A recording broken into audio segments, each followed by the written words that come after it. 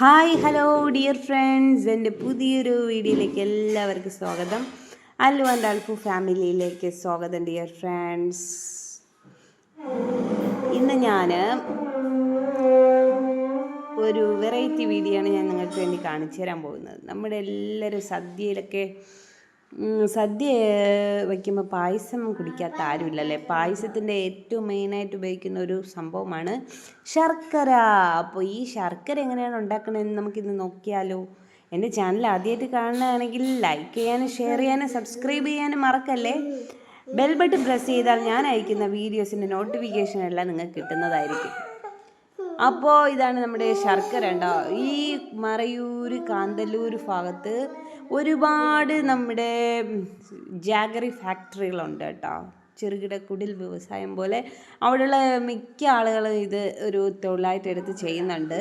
ഇത് നമ്മുടെ കരിമ്പിൻ ജ്യൂസ് എടുത്ത് നല്ലവണ്ണം കുറുക്കി എടുക്കണം കേട്ടോ. വലിയൊരു വാർപ്പയിലിട്ടാണ് ഇവർ കുറുക്കുന്നത്. ജ്യൂസ് ഒരു ഇതിൽ മെഷീനിൽ ജ്യൂസ് അടിച്ചത് വേറൊരു ട്യൂബ് വഴി ഈ ഒരു ബേസിനിലേക്ക് വീഴും കേട്ടോ. ഈ ഒരു വാർപ്പിലേക്ക് വീഴും. അത് നല്ല കുറുക്കിയെടുത്തതിന് ശേഷം ആ കുറുകി വന്ന സംഭവം വേറൊരു പാത്രത്തിലേക്ക് ഇവർ ഒഴിച്ചു വയ്ക്കും. ഇത് തണുക്കുമ്പോൾ ഇവർ എന്ത് ചെയ്യുമെന്നറിയാമോ, അത് തണുത്തതിന് ശേഷം ജസ്റ്റ് ഒരു ചെറിയ ചൂടോടെ അവർ അതിന് ചെറിയ ഉരുളകളാക്കി വയ്ക്കും. ഇപ്പോൾ കണ്ടോ, നല്ല നമ്മുടെ ശർക്കര റെഡി ആയിട്ടുണ്ട് കേട്ടോ.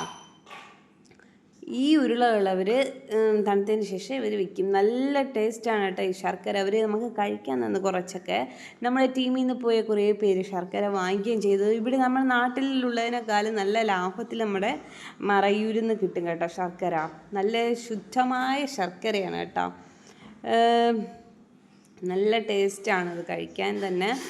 അപ്പോൾ എല്ലാവരും ഇവിടെ മറയൂർ പോവുകയാണെങ്കിൽ ശർക്കര വാങ്ങാൻ മറക്കല്ലേ കേട്ടോ. അടുത്ത് പുതിയൊരു വീഡിയോ വരുമ്പോഴേക്കും താങ്ക് യു. എൻ്റെ വീഡിയോ കണ്ട് സപ്പോർട്ട് ചെയ്ത എല്ലാവർക്കും താങ്ക്സ്. ബൈ.